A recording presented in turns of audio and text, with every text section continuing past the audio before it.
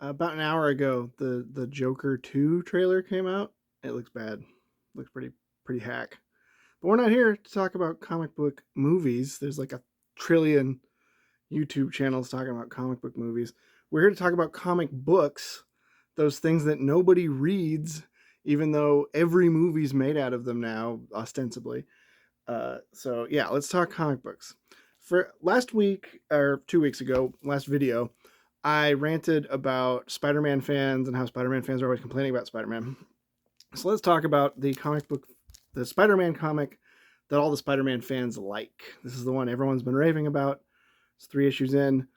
Ultimate Spider-Man. Is it as good as everybody says? Yeah, let's talk about it. So the artwork is fantastic. It's a gorgeous comic. Cheto? I don't know the artist, but he's good. He's excellent.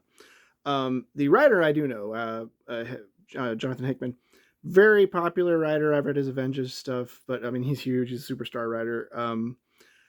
Yeah, he hasn't written too much Spider-Man stuff. This is his first big move into Spider-Man. This is a new continuity for Spider-Man. It's all completely unrelated, but we're gonna get to that. But yeah, what I like about this comic is it's really zigging where you'd expect a Spider-Man comic to zag in a lot of interesting ways. So first of all, he's not a teen superhero anymore. He gets his powers as an adult. He's already married to Mary Jane. He has 2 children, and yeah, he's like he's just working as a journalist when he gets his powers and becomes Spider-Man. So it's not the usual like teen underdog Spidey. Aunt May's dead, but Uncle Ben's alive. Uncle Ben's a fellow journalist. They both work at the Daily Bugle together with J. Jonah Jameson. In fact, Ben is the assistant editor to editor in chief J. Jonah Jameson. So yeah, already some pretty big twists. And then after Peter gets his powers, his daughter finds out, his like very young daughter, she's like 6 or 7. She finds out that he's Spider-Man. So she's keeping the secret with him, and they haven't told MJ and her brother yet. So that's already a lot of clever stuff, a lot of neat stuff. It's very funny. Hickman knows how to write like a funny Spider-Man in the few times that I've seen him write Spider-Man. So yeah, it's pretty good. I like that it's focusing on Peter's suburban life a little bit more. So, and a lot of the plot has to do with Uncle Ben, and him dealing with the fact that Wilson Fisk, who's obviously the kingpin, has purchased the Daily Bugle. And yeah, and so basically a lot of the plot's following him like quitting and trying to start his own newspaper, which is interesting. So yeah, a lot of good stuff. It's a damn good comic. It's as good as everyone says. Now to get into the negatives a little bit. So all of that would be a great solid foundation for a new continuity of Spider-Man, to bring in new readers who want to try, or what it seems to be, because like the main complaint that Spider-Man fans have with the comic book is that Peter is never allowed to age or change significantly. He's never been able to get married. He married Mary Jane for like 10 years, and then they divorced them, or they didn't divorce them. They did a bunch of stupid shit with them. But the point is, he's not married anymore. He's never allowed to be like older than 25. And that's really bothers some people. So we have an older Spider-Man who's married. This seems to be answering what Spider-Man fans want, which is why they're so happy about it. But if it is trying to bring in new readers as well, I don't see that happening. And the reason is this word, ultimate. So let's get into a history lesson here. Back in like 2000, I want to say 2000, Ultimate Spider-Man was a new comic that featured a young teenage Peter Parker in a brand new continuity that wasn't connected to the old Spider-Mans. I was 12 years old when that comic came out. I loved it. I read it every month until I turned 18. Spider-Man was, me. He was my, like, this teenage superhero. And those comics were great. And they were completely unconnected from the other continuity. And they maintained that for the 8 years that I read it. I think eventually it crossed over with the traditional Marvel Universe. But I respect the fact that it didn't while I was reading it. This is not the Ultimate Universe. Just my own personal complaint. don't call it this. Call it something else. Give it a new name, because we've been calling this the Ultimate Universe for like 15 years now. Like, this is bad branding. It's confusing, especially because some of the variant covers showed the other Ultimate Spider-Man who's not featured in this comic. This is a brand new character. Don't call him Ultimate Spider-Man. Call him something else.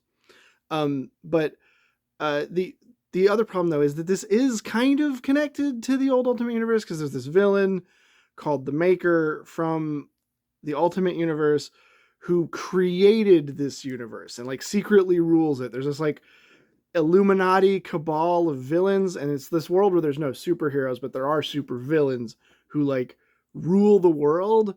And Peter doesn't get bit by a radioactive spider that gets him powers. He's given a radioactive spider by a time-traveling Tony Stark, who's like, there are supposed to be superheroes and it's your destiny to be Spider-Man. And can't you see how this is kind of already confusing? This really requires you to like know these, like, if it's a fresh continuity for Spider-Man, it shouldn't be connected to any other continuity. I shouldn't have to know who the Maker is. I shouldn't have this like weird alternate world built. Like, just set it in New York, set it in like the real world, start fresh, or don't call it. I mean, it's like, again, Ultimate Spider-Man, like as a brand, is kind of telling you this is unconnected from the other continuity, but like in this case it is. And it's on top of that, like I didn't even mention, the United States like isn't called the United States. It's called like, I don't know, like the geopolitical situation on the planet Earth is like completely different in this universe. You can't tell in this comic. So far it's just like Spider-Man in New York. But, you know, there was a time traveling Iron Man in the first issue. Like, I don't know. Maybe that won't be a problem. Maybe I'm being overly negative. But we'll see. I don't know. I think this whole like Illuminati cabal thing might work against what it's trying to do. On the other hand, thematically speaking, I have seen some interesting like analyses of what it's trying to say. Like, oh, it's this is, if this is for like people my age who grew up reading the other Ultimate Spider-Man, this is a millennial Peter Parker who's, my age and kind of feels like he's had the future robbed from him by mysterious forces. And yeah, I think millennials can relate to that. So maybe, if you see it as like, it's not trying to draw on new readers, it's trying to give people my age like a new version of the Ultimate Universe, maybe that could be good. But as is, I think I would just prefer something completely new. I would prefer something disconnected from the other continuity. Because my big thing is like, I'm always like, we need new readers. I alone cannot keep the comic books afloat. And I want new people to read this. And I can't recommend this to people who've haven't been reading Spider-Man their whole life like I have. Like this one, I don't know. Maybe this one's just for the fans. But we'll see. We'll see where it goes. I'm not quite as hype about this book as everyone else seems to be, even though it's quite good. Yeah, that's my 2 cents. All right, next up, Mighty Morphin Power Rangers number 118. I've read every issue of Mighty Morphin Power Rangers. I've read every spinoff. I've read every one shot. I've read the entire damn thing, except for a couple exclusive stories that were in the hardcover collections that I don't own. But I'm sure I'm fine. And the point is, I'm a big Power Rangers fan. These comics got me back into Power Rangers. Now that I'm a big Power Rangers guy, everyone's like, oh, they'll ask me my opinion on Power Rangers. I'm like, I haven't watched this since I was 7 years old. What are you talking about? I read the comics, but these comics are quite good. But anyway, I said in the last video, this is going to be a very positive space where I talk about comics that I like, but that I wouldn't shy away from being negative. So it's time to get a little bit negative. I'm kind of just reading Mighty Morphin running on gas at this point. So like, look at this cover. This is a gorgeous cover. These are my 2 favorite Rangers, Billy and the alternate universe version of Kimberly, called the Ranger Slayer. They don't interact in this comic. I don't know why they're both on the cover. They're both in it, but so a few years back, when this book started with writer Kyle Higgins, he built up to this big crossover event called Shattered Grid that included every Ranger ever, past, present, and future. All of them showed up. Big, Crisis on Infinite Rangers kind of thing. It was fun. It's not my favorite story, but it was quite good.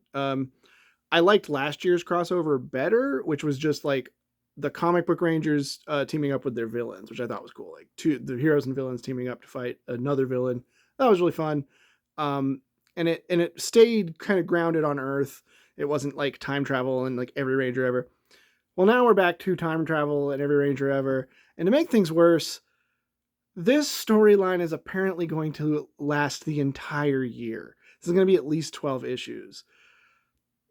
My issue, like, it's I really like when Power Rangers is on Earth and about teenagers. I like when they're going to prom and I really love the storyline where Bulk was like dating a girl who turned out to be an alien and like that. I want stuff like that. Like I kind of want their teenage life to interact with their Power Rangers life. And this is like all Rangers, no teenage stuff, no interpersonal drama. It's kind of like all crossover events, it derails the plots that we've been building up. I mean, like some of them do culminate in some ways, but it doesn't really feel like a natural progression. It feels like things have been kind of derailed for this big crossover.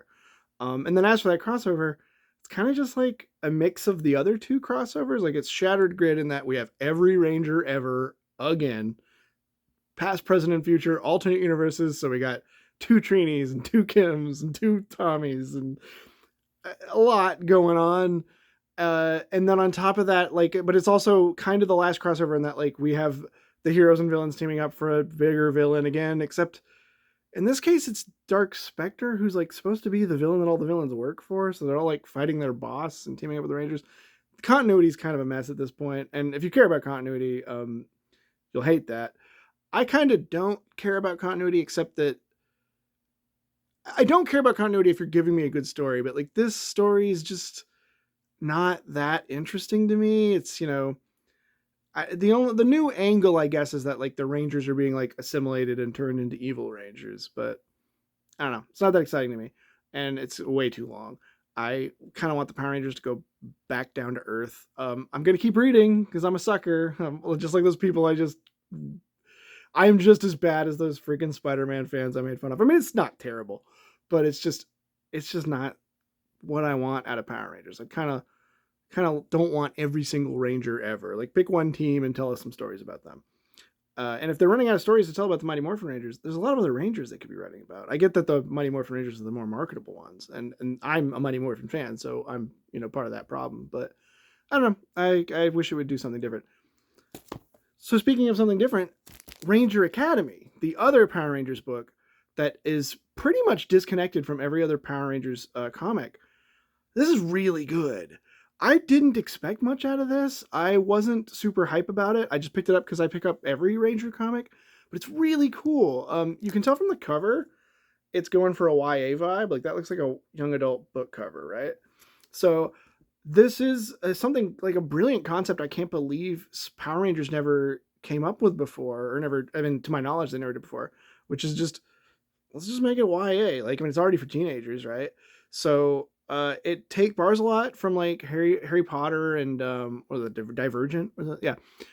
So yeah, it is a high school for Power Rangers. It's where they train future Rangers, and they take a leaf right out of Harry Potter and say like each color is a different campus. Like your first years are all gray, but then once they move on to the second year, they are put into red class or blue class or pink class, depending on what their specialties are. That's genius. It's like, yeah, that's 1000% how you should write a Power Rangers comic. It's got all your YA tropes. It's got some romance and friendship and a lot of LGBT characters, which is fun. There's a few cameos from other Power Rangers, like in this issue. One of the villains from Power Rangers Time Force, Time Release. One of them shows up.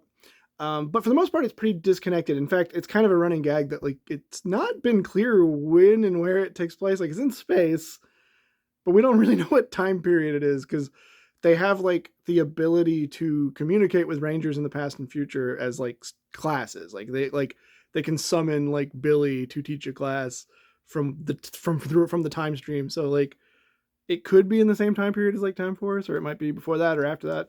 who the hell knows? It doesn't really matter. Um, the other cool thing is that it does the divergent thing where it's like, oh, one character is not easily sorted into the color because she's a Green Ranger, and there is no Green Campus for mysterious reasons. Like, oh, is green the evil color?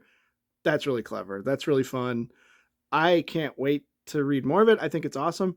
Uh, it is being weirdly collected though. The first paperback was the first 4 issues. I've never seen a paperback that was only 4 issues. That is slim, and it's not a complete story. Like the plot, the first storyline is still going. It hasn't gotten to a point where I feel like you could collect it into a paperback, but they did. Comic publishing is getting weird with paperbacks lately. I don't know if anyone saw, but Immortal Hulk is being sold for like $30 for like 5 or 6 issues. Like that's, you can buy it on newsstands for that price. Ridiculous. But anyway, we'll get more into that in a few minutes. But Ranger Academy is exactly what I think I want out of a Power Rangers comic. And it's also excellent for new fans. Anyone who's, if you've never read Power Rangers, you don't know anything about Power Rangers, this is a good place to start. It's a lot of fun. I mean, it's for kids, but like, you know, Power Rangers is for kids. I'm sorry. Like, it should be for kids. Excellent comic. Definitely worth a read. Last week we talked about the Energon universe a little bit. So let's get into that more. This is what kicked it off. Void Rivals. This, they did a really clever marketing push for this. They basically just announced it as a new Robert Kirkman, Lorenzo De Felici comic, because they'd worked together before. They didn't tell anyone that this was a Transformers comic secretly. And then you get 10 pages into the first issue and bam, there's a Transformer. But even if you don't give a shit about Transformers, if you've never, this actually just works really well as a standalone comic. Oh, I just bumped the camera. Sorry. This is one of the coolest comics I've read recently. And I'm not a big Transformers guy, and it got me interested in Transformers. Like, I mean, I guess I'll check out the Transformers spinoff of this, because there's 4 books in the Energon universe right now: Void Rivals, Transformers, and then 2 GI Joe books. But Void Rivals works as its own standalone story, and it kind of, I like how it twists the idea of like a Transformers comic, because Transformers is all, you know, Autobots versus Decepticons. GI Joe is GI Joe versus Cobra. You get the good guy, bad guy. Void Rivals is 2 different factions as well, but they're both the bad guy. And yeah, so the very first storyline in the comic is basically that movie Enemy Mine, where these 2 aliens are stranded on an asteroid, and they're from rival societies that are at war with each other, and they have to survive together. But the gimmick is they both wear masks. Well, of course, at the end of the first issue, they take their mask off and are shocked to learn that they are the same species. Clever premise, if a little unoriginal. Like I said, it's very similar to that movie Enemy Mine, except for the mask thing. But where it goes with it's really interesting. It's basically they live on this ring world around a black hole, and there's some kind of conspiracy between the 2 societies. The artwork by Lorenzo De Felici, frigging gorgeous. There are some beautiful panels in this comic. They did not do the cover, although it's a great cover. Let me show off some of his art.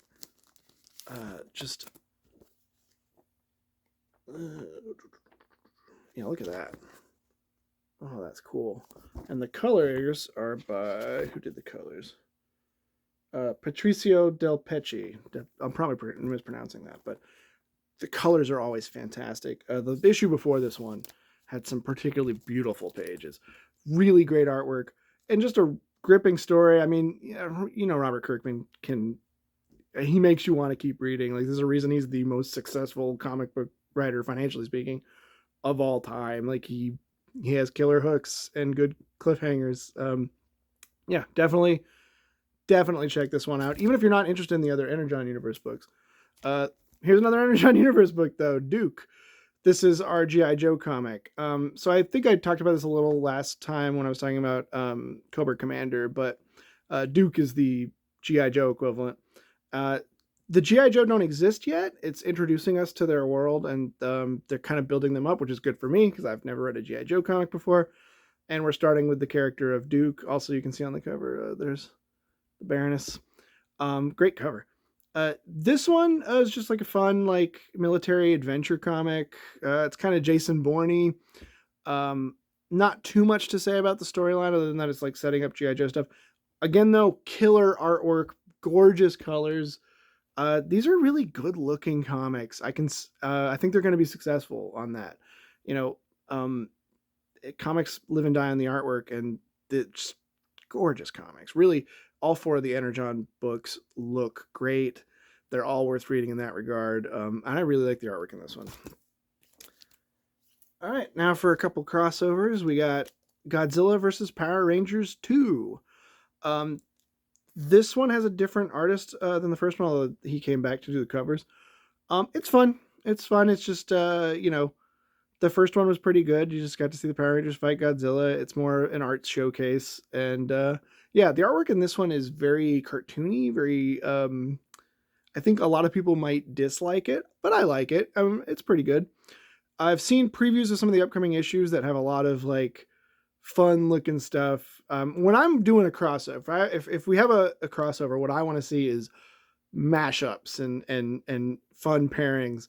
And it looks like we're getting that out of Godzilla versus Power Rangers too. It looks like we're gonna see, the Psycho Rangers show up, and we're gonna get kaiju Zords. That's the kind of stuff I want to see. And this is something that the Power Rangers crossovers have actually done really well. The Power Rangers Ninja Turtles crossovers really delivered on the toyetic aspects of what you want out of Power Rangers. So, or out of a crossover rather. So yeah, pretty good comic. I don't have a lot to say about it. Similarly, Justice League versus Godzilla versus Kong, another Godzilla one. This one's actually the MonsterVerse. The other Godzilla versus Power Rangers is more traditional Toho Godzilla. This is the MonsterVerse Legendary Godzilla. This is actually last month's issue instead of this month's, just because I liked the cover a lot and wanted to show it off. Look at that, it's beautiful. This comic is giving you everything you could possibly want from the premise. They have got all of the kaiju that are already native to the DC universe have popped up. We've got, the Kraken fighting Godzilla. We've got Kong fighting Grodd, fighting Beast Boy turned into a Green Kong. The spoilers, but it looks like the preview for the next issue is going to give us Kong with a Green Lantern.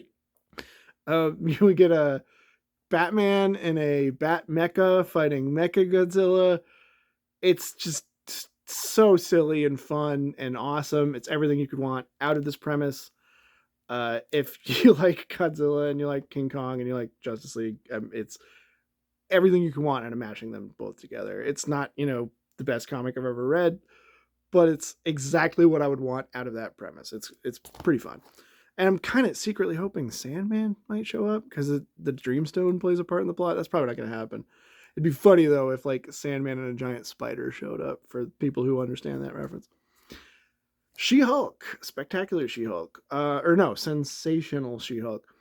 I'm a little annoyed by the sensational, which is not to say that this comic isn't sensational. It is, but it was running as She-Hulk for a year or two, and then they rebooted it back to #1 as Sensational She-Hulk and sold it as a sequel. It's not a sequel. It just continues the plot. It's the same writer. It's the same artist. They should have never... I'd hate resetting back to #1 every 12 to 24 months. It's, I think, bad for comics. I know #1s sell more, but if you're someone who bought that #1 thinking you were getting a new story, and then you found out there were 16 issues before it that you needed to read that have a different title, I think that's very frustrating, both for current readers and for new readers. I don't like it. Stop doing it, Marvel and DC. And actually, Power Rangers is guilty of this too. Stop doing it. Just have a #1 that just keep putting just make that number keep going up so that when I'm buying back issues and I know what I'm buying. Rant over. The comic itself is frigging excellent. This is Rainbow Rowell. She's mostly known for writing YA novels, although she's written some adult novels too. Mostly known for writing romance. She got into Marvel Comics a few years ago writing Runaways. I'm a huge Runaways fan, and her Runaways she's the only writer to be as good as the original, and she's actually a little better than the original. She actually beat Brian K. Vaughan. That's how good her Runaways comics were. And of course, they didn't last. I was the only one reading them, to my knowledge. They got canceled, unfortunately. But She-Hulk, I think, has been selling better, or at least I hope it has been. Um, Jen Bartel on the cover. She's been doing every single cover. Her covers are gorgeous. Look at that. They're sexy. They're cool. They're fun. Rowell has pretty much been writing She-Hulk as a romantic comedy, and it's really good. I guess not really romantic comedy, more of a romantic drama. Um, she brought back a character no one really remembered or cared about, Jack of Hearts. I couldn't remember his name. That's how much no one cared about him. She brought him back, and had this romance going with him and She-Hulk. And it's really good. It's really adult in that it's about adult relationships, and it's about kind of the disappointment of relationships, and how like there are like big romantic moments where like, oh, finally they kissed, spoiler, but after that, like there's a lot of down time and a lot of it's definitely about kind of like the compromises you have to make in an adult relationship, and the difficulties of like facing like temptation. There's a whole plot line about like, is She-Hulk gonna cheat on her boyfriend? And it's handled in a really adult, interesting way. I said adult like 12 times. Anyway, excellent comic, excellent writing, beautiful artwork. I think this comic is probably, I mean, it's one of the best things Marvel's publishing. It's it's great. I really think you should read it, especially if you're interested in comics that aren't just superhero stuff. Now, the superhero stuff in it is excellent. There's a lot of, there's good villains and good action. I like the subplot about She-Hulk having a fight club with Ben Grimm and some other superheroes. But yeah, what you're in there more for is the romance. And if you want more romance in your comics, I think this one's excellent. Also, if you didn't like, well, I don't want to say that. I just didn't like the She-Hulk TV show. I know most of the people who didn't like it are chuds, and so we're supposed to like it because they didn't like it, but I didn't like it. I didn't think it was funny. This one's actually funny. Rainbow Rowell knows how to write a good joke. Her books are really good too, by the way. And now for another Marvel comic, Immortal Thor. So Immortal Hulk, I think, is the best comic Marvel has published in my entire lifetime. I was a huge fan of Immortal Hulk. I think it's a masterpiece. Immortal Thor is following up on that. It's the same writer, but it's different artists. And it's really damn good. It's not quite Immortal Hulk good yet, but it might get there. It's really fantastic. It is leaning hard into Thor's as sort of a meta commentary on not commentary. They're making him definitely metatextual on the fact that he's a god and therefore a mythological figure, and therefore a figure in the public mind. And so this storyline is actually building on something that happened in Immortal Hulk, where basically the villain edited the Hulk, like changed people's perception of the Hulk and people's memories of who the Hulk was. This is building on that to where the villains, who are a corporation, buy Thor's likeness and start printing Marvel comics to change who Thor is. And that's really fascinating. I mean, you can see on the cover here, like, Marvel Comics is part of the plot. I'll have a lot more to say about this in a couple weeks when the next issue comes out, but they're going some interesting places with this. The artwork's fantastic. Alex Ross has been returning for the covers. He did the covers to Immortal Hulk. I think Alex Ross is at the top of his game. I think he's making the best art he's ever made, and that's saying something for someone who's been a pretty beloved artist for my entire lifetime. But yeah, Immortal Thor, probably the best thing Marvel's publishing right now, if it's not She-Hulk. Those are the two Marvel comics I'm reading. I say that like I'm reading a lot of Marvel. I'm really not, actually, but it's really good. It's gorgeous. It's interesting. And if you're into Norse mythology, it's actually playing off of mythology in a lot of interesting ways and using a lot of like lesser known sort of apocryphal myths. A big part of the plot is Uthard Loki, which is a character that's like barely mentioned in Norse mythology, and like his name sounds similar to Loki. So what does that mean? There's some cool stuff. It's just read it. Talking in circles here. Now, for the last comic I have to recommend, Minor Threats: The Fastest Way Down is the sequel to Minor Threats by Patton Oswalt and Jordan Bloom. Patton Oswalt is my personal hero. I really look up to him. I loved his book when I was in college, and yeah. But if you are a fan of Patton Oswalt, you might know that back in the 2000s he did a one-shot Justice League issue that was really phenomenal. And ever since then, I've wanted him to write comics, and he's finally writing comics. Minor Threats is a really cool concept. It is a group of C-list C-list villains in a superhuman ghetto, like a ghetto in a kind of metropolis kind of city. And you see cool stuff like the rooftop to one building might be lined with like carnivorous plants because a supervillain planted a bunch of killer plants there and no one got around to getting rid of it. Lots of stuff like that. I won't spoil the first book. Definitely read the first book, which is just called Minor Threats, before you read this one. But this one picks up where that one left off, with these C-list villains kind of becoming the new big villains in town. Basically, we're watching Riddler become the Kingpin, I guess that would be the pitch for this comic. It's pretty cool. There's a spin-off comic called The Alternates that's really good too. It's about C-list superheroes, and it has some really interesting ideas. And there's a new spin-off coming up soon that's going to be written by Gail Simone. And I love Gail Simone. I've missed her. I'm glad she's coming back. I'm glad she's working with my boy Patton. But this comic's excellent. If you like sort of like grittier takes on like Silver Age stuff, because they're all like kind of gimmicky like Silver Age kind of superheroes, but it's a dark comic. It's really excellent. It's just an excellent superhero comic. Definitely check it out. Now that's everything on my pull list this week, but I did want to, I was mentioning earlier the uncomfortable or alarming trends that I'm noticing with trade paperbacks.